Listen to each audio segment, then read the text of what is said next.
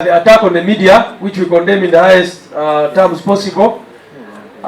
You all know that our colleagues, the digital journalists, 9 of them were captured, abducted last week on the 10th, and up to now they are missing. Nobody knows where they are. Nali nvaayo nga nzire waka abasajja bangwira era abatuuze b'ewaffe mu ghetto ye Kawaala mu Kikwalo baakiraba ne bangwira ne bankuba nnyo era bantwala ng'omutujju n'abantu bonna baatya okusemberawo n'okumanya ekyali kigenda mu maaso. Yesu omusango gutuvunaanya kuba nti twenyigira mu kutereeza ensi yaffe naye tusigale nga tuli banywevu. Katonda ali naffe baganda bange Banayuganda mwenna. Ensonga enkulu bategezaako okulaga nti the abductions are still going on. It is because of the pressure that was put that he was actually released. Ate amateeka galambika bulungi nnyo omuntu w'alina okugibwa wa commission agamba amateeka tebagagoberera, n'olwekyo tukiwakanya era Honorable Zaake yatutegeezaako naffe ne tumwekaleginga nti kino agende mu maaso n'okikyalenginga mu kooti, agende mu mbuga z'amateeka akiwakanye. Tebata approvinga nti yayogera. Jjukira UCC yavaayo akakiiko ako ne kagamba nti Facebook ne mu Uganda teriiko kati ku ssaawa zino wetwogerera. Bagamba nti yabiwandika ku Facebook. Banange Facebook mu Uganda gyeri mwe mugikozesa. Kakati bano abasajja simanyi nakumanya bajjako Facebook ate bagamba nti yawandiika ebintu ku Facebook. Mateeka mangu nnyo okuva edda naye kakati amungo tulina okunuzaayo mu lesoni zonna. Yasaze ogw'akawala nga akawala ke kagutuddemu, akawala ke kaguwuliriza, akawala ke kagusaze nga kavunaana akalenzi. Naye tugamba tosala gw'akawala nga tokoze eki akawala ako mukagambe kumu.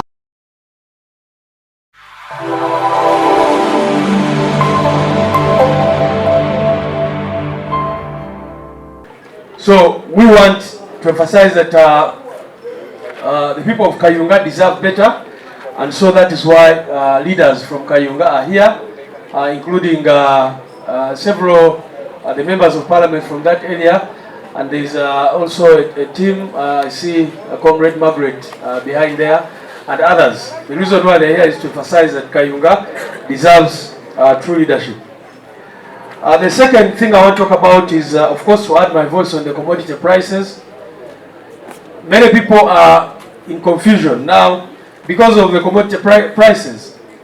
When you look at these prices going up, coupled with the high taxes on the commodities charged by the regime here, even on fuel, there has been a demand that at least taxes should be brought down if there is a problem internationally that is causing prices of fuel in particular to go high. Then what you do domestically, first of all, apart from what Honorable Senyo talked about, having fuel in your reserves, the other issue would be, like in the situation, to reduce the taxes that people are paying, so that the fuel at the pump is not so expensive for the ordinary people. And so we are still calling on the regime to take these actions and telling them clearly that if they do not, the people of Uganda will not hesitate to take action. Because yesterday, Honorable Nakwede said something, and the regime yaisanga engoma otagikuwa teulira sibogambi. So this regime operates apparently like these drums. They want to only work under pressure. And if they want that, the people of Uganda will definitely rise up to demand for these things that they deserve. The other issue, the third issue, is to join many Ugandans in condemning in the strongest terms possible the attack on NUP as seen through the alleged impeachment or the alleged or purported impeachment of Honorable Francis Zaake from the Parliamentary Commission. We all know that the processes were not followed, and you know, Parliament at this point, when it should be dealing with pressing issues of commodity prices and all that, decides to spend time fighting personal battles. If Honorable Zaake can be removed from his office, apparently because of an insult, what about General Museveni, who has called everyone names? He has called Ugandans idiots. past leaders swine. The international community has been abusing them, lambasting them. Yet he's supposed to be the fountain of honor.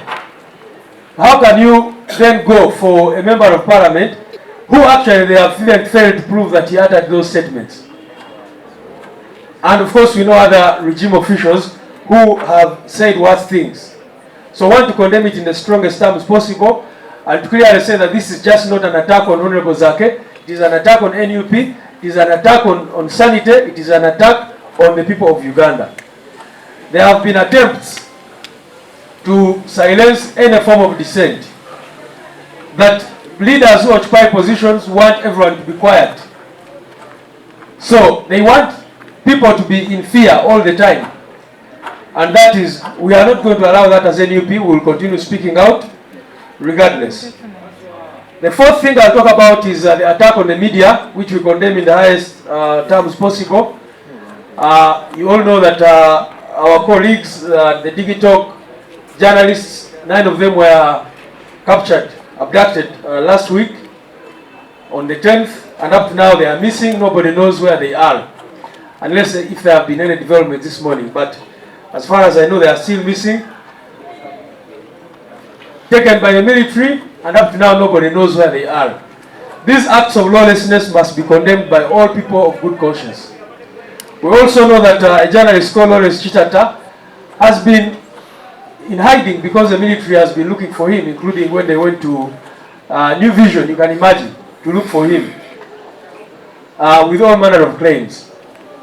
And for you who think that the abductions have stopped, there is a comrade here who was abducted. Just come over, Comrade Segawa. Maybe you can just use 1 minute to talk about your experience. Those who say the abductions ended, this gentleman went to the UN Human Rights to protest with another team of people. What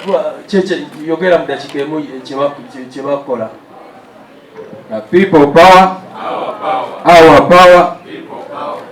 Erinnya lyange nze Segawa Shafiiki. Neyanziza nnyo olw'akakisa kano akampeereddwa mu ddakiika emu. Ekyamazima storage eyinza okunyumya simanyi oba mu ddakiika emu eyinza okuba ng'ewedde, naye nga azaali ennaku z'omwezi 26 omwezi oguwedde, nali ne mikwano gyange abo nga tuva mu dduwa ya mukwano ya maama wa mukwano gwaffe waali awo Fauzi Janat. Nali nvaayo nga nzira ewaka, abasajja bangwira era abatuuze b'ewaffe eyo mu ghetto ekawaala mu kikwalo baakiraba ne bangwira ne bankuba nnyo era bantwala ng'omutujju, n'abantu bonna baatya okusemberawo n'okumanya ekyali kigenda mu maaso. Ne ntwalibwa emmotoka gye baayina yali kika kya Pulimo, baali abasajja 5, naye tulina we twatuuka akaseera ako nga sikyasobola kulaba bulungi kyali kigenda mu maaso, ne bankyusa ne banteeka mu mmotoka endala ne bantambuza bifo byalinga 3, saawa zaali ziweranga nga 2 ez'ekiro. Ne bantwala ku saidi ekibuli ku kitebe ky'abambega ne bambuuza ebigambo bino wammanga. Ekisookera ddala baŋŋamba titwatutte embizzi ku palamenti. Nze ndi musajja musiraamu, nze Shafiiki, ne gye nzaalibwa e Masaka bakimanyi ffe tetukwatagana na mbizzi. Era nze n'onvuma obuvumya embizzi, nze muntu asobola okulwana. Ensonga endala nga batuvunaana ogenda wa Deputy Speaker, ogenda ewuwe okutwala okwemulugunya nti ebikolebwa okuvumya abantu abaatulugunyizibwa okubanga batyoboolwa mu ngeri ey'olugeregerero nti kyali kikyamu, ate ekyamazima nze kwessaali era nga tebalina bujulizi bwonna nga kwendi. So baganda bange mu ddakiika ntini njagala okuzzamu baganda bange mwenna amaanyi bangi mundaba nga ataakosebwa, ndi kasajja katini ne bwonkola ki tojjalaba oba nakoze oba saakoze. Naye akaseera nga nteereddwa nafuna obuzibu obw'amaanyi ennyo mu kifuba era mwannyinaze ewewe nasula yantwala mu ddwaliro ekiro ng'ekyamazima sikyasobola kussa nga newe nkolola nga nkola musa olw'okuba tinakubibwa nnyo mu kifuba muno.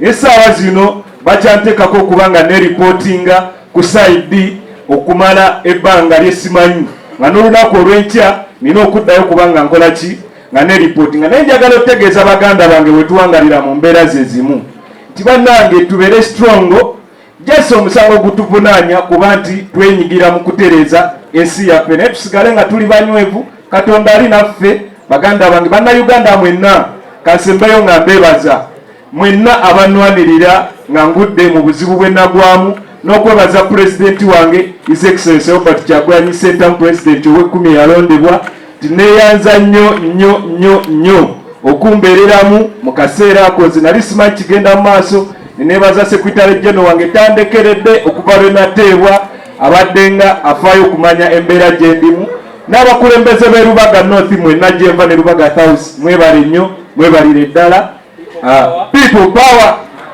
our power ono naye kirabika ayagala bwa kansala kubanga engeri gyatubuzeemu. Alright, you can go back and see. Anyway, ensonga enkulu bategezaako okulaga nti the abductions are still going on. It is because of the pressure that was put that he was actually released, because there was a lot of pressure on social media and all that. The final matter I want to talk about is what NUP is doing. Many people have been asking what some of our programs are. Of course, we are going to announce some of those other programs that we have. But there's something that we've been doing for all this while. Oh, I hadn't seen our speaker for Wakiso.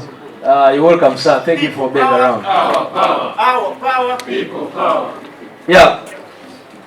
So the very, very important issue about kunga. Kunga Uganda kunga. Kunga. Kunga people power kunga. Kunga. Kunga Mubende kunga. Kunga. Kunga Masaka kunga. Kunga. Kunga Arua kunga. Kunga. Kunga Kabera Maido kunga. Kunga. Kunga Kayunga kunga. Kunga. Okogwa mulama kutuliko. This kunga idea is about mobilizing the country for change, and so I wanted to encourage all Ugandans in whichever district you are to embrace this program. It's going to move up to the village level. We are trying to make sure that we have mobilization committees, or what we are calling kunga committees, right from the district level up to the village level, so that Ugandans are prepared for change. Mu Luganda ensonga esoose gye njogereko ya Kayunga. Leero bwe mulabye abakulembeze ba Kayunga abali wano, nti tugezaako okulaba nti ensonga ya Kayunga tugiza ku mwanjo. Twagenda Kayunga ne tuwangula akalulu, ensi yonna n'ekiraba nti twakawangula n'omutwalo gumu n'ekitundu. Obululu bwe twali tusinga kuba ku musajja oyo gwe bayita Muwonge RDC oweeyo, songa ne bonna bye bagezaako okukola mubimanyi bulungi nnyo, naye nga bwe mumanyi regimu ya Museveni eba eyagala ebintu ebimu byerabirwe tubiveeko. Tetugamba nti tetugenda bivaako, kyova olaba ne leero tugamba nti tukyasalawo byonna bye baakola first of all tebyagoberera mateeka, naye ekisingira ddala kwe kumanya nti attack eyo si ya Honorable Zaake ng'omuntu, naye attack ku NUP, attack ku Banayuganda abakiririza mu ddembe lya buli muntu okwogera kyalina okwogera.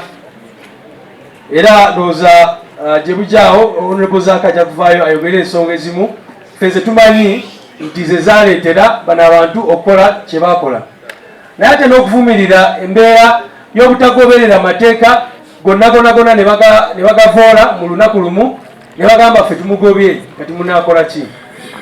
Abo bali mu palamenti, naddala oyo omukyala eyaguddeko olutalo Honorable Zaake n'abalala, alina okimanya nti munange abakulembeze bangi be tulabye nga bamaanyi nnyo, naye kati leero banoonya natokyabalaba. N'olwekyo yeebereremu naye ng'omuntu. Ensonga eyokuna ya attack oba obulumbaganyi eri banamawulire. Tulina banamawulire bana ba TikTok bemumanyi abadde nga batambula n'emmotoka yaabwe nga boogera ku nsonga eziruma Banayuganda. Twategezebwako nti olwokuna olwa wiiki ewedde babakwata ne babuzaawo, era ne wetwogerera leero tetumanyi wa gye bali. Tulina namunamawulire wa Bukedde gwe bayita Lawrence Kitata, naye babadde bamunoonya operatives nga bambadde zimasiki nga bamugoberera bamulondoola buli wamu. Ffe tuvumirira ne sekuvumirira yenna okulumba banamawulire, kubanga okukola omulimu gw'abamawulire, it is not a crime, si musango. era abamawulire bakimanye nti NUP eyimirira nabo mu buli mbeera. Tuze tulaba regimu ya Museveni teyagala bannamawulire kubanga etya nnyo nnyo ekintu kye bayita kamera. N'olwekyo tujja genda mu maaso n'okudimandinga nti bano bajanalisiti bateebwe era ebyejjoogo n'okubalondoola kikome. Ekisemberayo ddala badde njogera ku nsonga ya kunga. Ng'ekibiina twatandikawo enteekateeka ya mobilization across the country, era buli district mu Uganda tulinayo akakiiko kaffe aka mobilization. Abamu baba balowooza nti tujja kubikola ng'ensi yonna eraba, naye nga bwe mumanyi oluusi twambala mu Rubongoya style okuba nti tumanyi nti buli lwe balaba abantu baffe nga bakuŋŋaanye babasiba ne babatulugunya n'ebirala. Naye tukyagenda mu maaso okulaba nti tuteekawo mobilization committees ku levels ez'enjawulo, era tusaba bannayuganda mwenna mwenyigire mu nsonga ya kunga. Wonna we muli mutambuka. Mpozi omusajja ono mbadde simulabye okulaga persecution y'abantu baffe. Ono naye yadduka mu district yaabwe ey'Erukiga, kubanga mujjukira bulungi nnyo Honorable Kyagulanyi bwe yagenda mu district eyo. District ki? So kubyogera mu dakiika emu yokka. I'm Emma Mutambuka from Ruchiga district. By the time when our principal was in Ruchiga district, then after going, the police officers wanted to arrest me. Then and earlier he was having a case at Kabale High Court. Then me too. When they start telling me that they want to arrest me, I run away. That's how now you are seeing me here. That is it. Nanda manyisa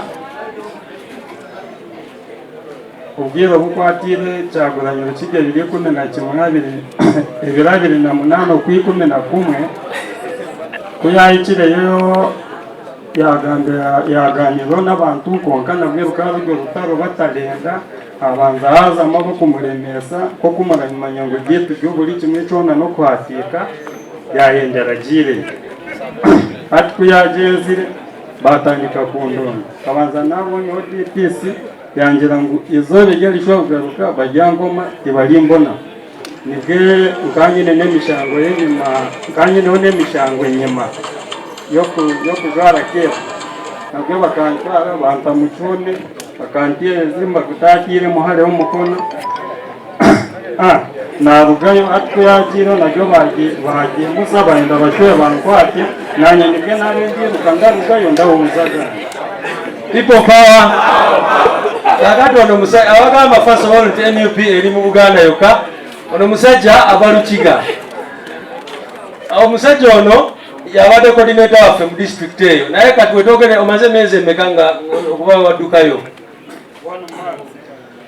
kubanga wadde bamunoonya okuva time Honorable Kyagulanyi bwe yagendayo ku church. Mujjukira bulungi bwe twagenda mu district eyo tetugenda ku church, ne bamusamoninga ne bamubuuza Kyagulanyi atuusa atya mu district eno, kubanga yali acoordinatinga naye era n'amaliriza ng'adduseeyo, era ng'abantu baffe bangi nnyo bwe mmanyi abadduse mu districts zaabwe ne bagenda mu ndala, n'abalala ne bagenda mu exile olw'empisa regime gye bayisaamu. Mwebale nnyo mwebalire ddala for God and my country. People power. Our power.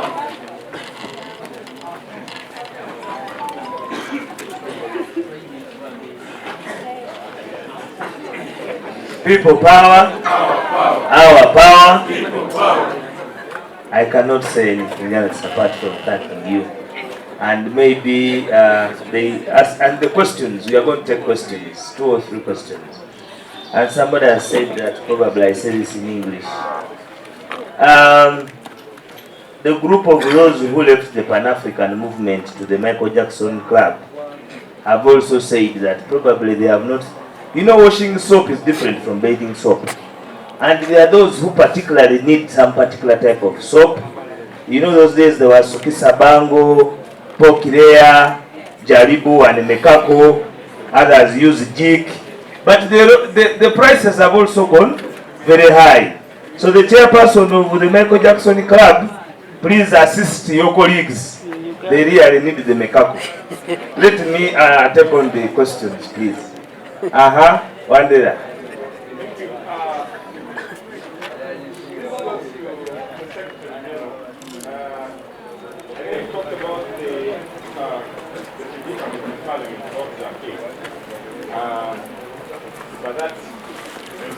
come on and say something so that we can start. I would like to know what the stance of NUP party is in terms of, course, the law provides that when such censorship situation happens in Parliament, to present a name with less of us. I'd like to know what the stance is. And you know, or are you aware that the Honorable Zaake has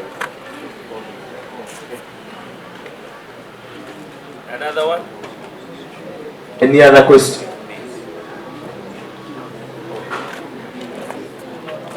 Mine is also in relation to Zaake. I know that we know that he's going to vote, but we also know that his problem started in December. Was included in the shadow plan. So, do you have made instruction to the leader concerning that?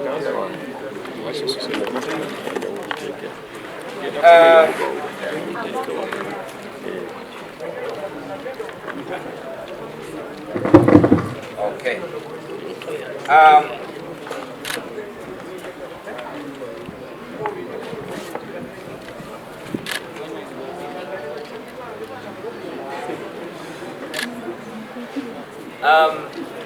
Of course, the two questions that have been asked are very important, but it is also important to realize that the process that was followed to censor Honorable Zaake was an illegal process.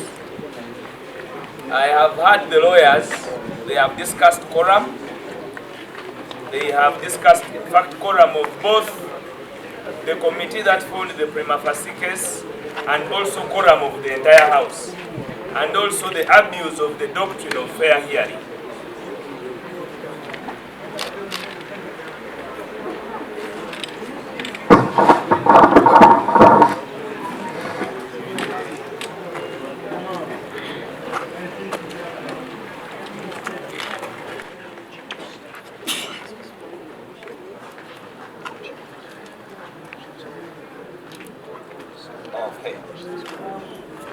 Okay. As I invite the position of the party, the processes which were undertaken by the disciplinary committee were an illegality from the start,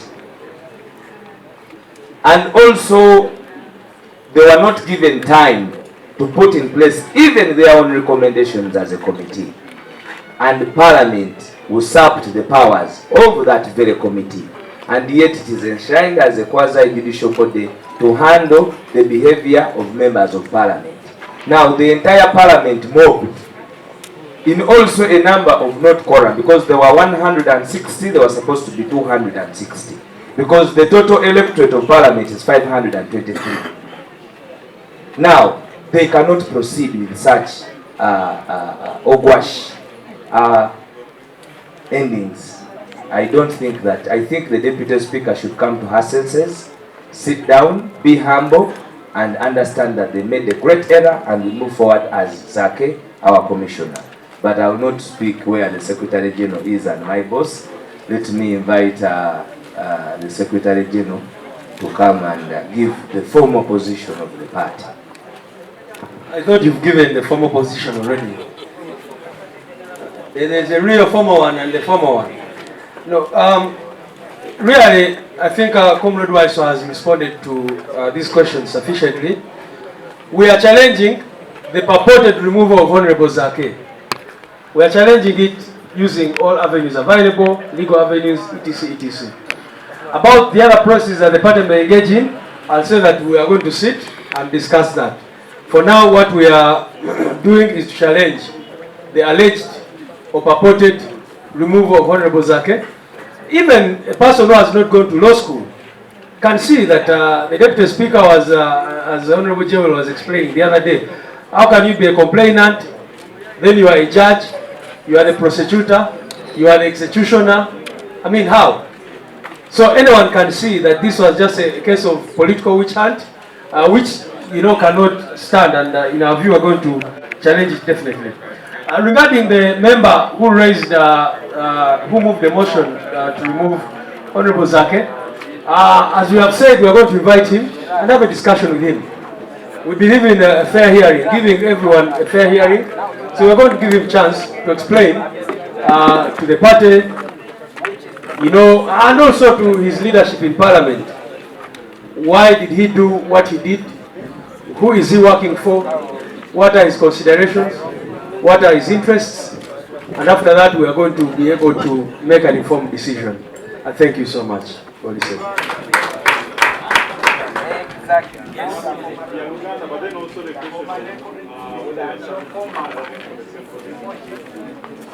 Kunsonga ya Honorable Zaake, ngabo twogedde tuwakanya engeri bano abantu gye beeyisaamu nga bagezaako okuggyako Honorable Zaake. Olaba sigamba nti bamuggyako kubanga ffe mu ndowooza yaffe akyali komishona waffe, kubanga ge twasindika ate amateeka galambika bulungi nnyo omuntu w'alina okugibwa kuba komishona, aga amateeka tebagagoberera, n'olwekyo tukiwakanya. Era Honorable Zaake yatutegeezaako naffe ne tumwekaleginga nti kino agende mu maaso n'okikyalenginga mu kooti, agende mu mbuga z'amateeka akiwakanye. Kubanga bintu bingi nnyo era tewetagisa kuba nti wagenda mu gye basomera amateeka okumanya nti mu musango gwa Honorable Zaake Deputy Speaker yali omuwaabi omukulu, yali yakosebwa oba agamba nti yakosebwa ebigambo bya Honorable Zaake. Honorable Zaake byagamba be batapprovinga nti yayogera. Jjukira UCC yavaayo akakiiko ako ne kagamba nti Facebook ne mu Uganda teriiko kati kusaawa zino wetwogerera. Bagamba nti yabiwandika ku Facebook. Banange Facebook mu Uganda gyeri mwe mugikozesa. Kakati bano abasajja simanyi nakumanya bajjako Facebook ate bagamba nti yawandika ebintu ku Facebook. Naye n'ekirala oli n'afuuka omuwaabi n'agamba nze nakosebwa, ate n'afuuka prosecutor amulumiriza, era n'agenda mu maaso okuba omulamuzi mu nsonga eyo, era n'agenda mu maaso okuba executioner oba okuteeka mu nkola ebyo byasalako against Honorable Zaake. N'olwekyo ffe tugamba nti bye bakola ku Honorable Zaake tebabikola ye ng'omuntu, wabula bali mu kumubonereza first of all okuba nti ye muntu ayogera kyalowooza, ekirala nti awagira ne sekuwagira yenna. Honorable Kyagulanyi Ssentamu nga president we tabicognizinga oyo yawamba obuyinza bwa Banayuganda n'ebirala bwe bityo. So ekikwata ku kiki tugenda okukola ng'ekibiina, tukyagenda mu maaso n'okutuula, naye currently tugenze mu kooti tukyachallenginga kino okubanga tumanyi nti Honorable Zaake alina okuba nga yali mu ntebe eyo ey'obwa komishona nga bwe twamusindikayo.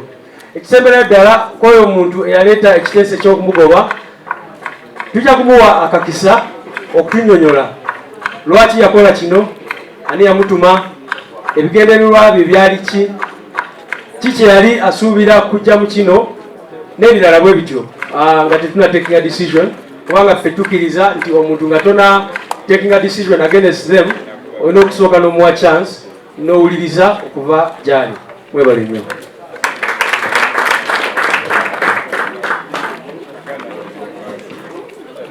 Basically mwebale nnyo, mwebalire ddala. Esijja abyogedde byonna.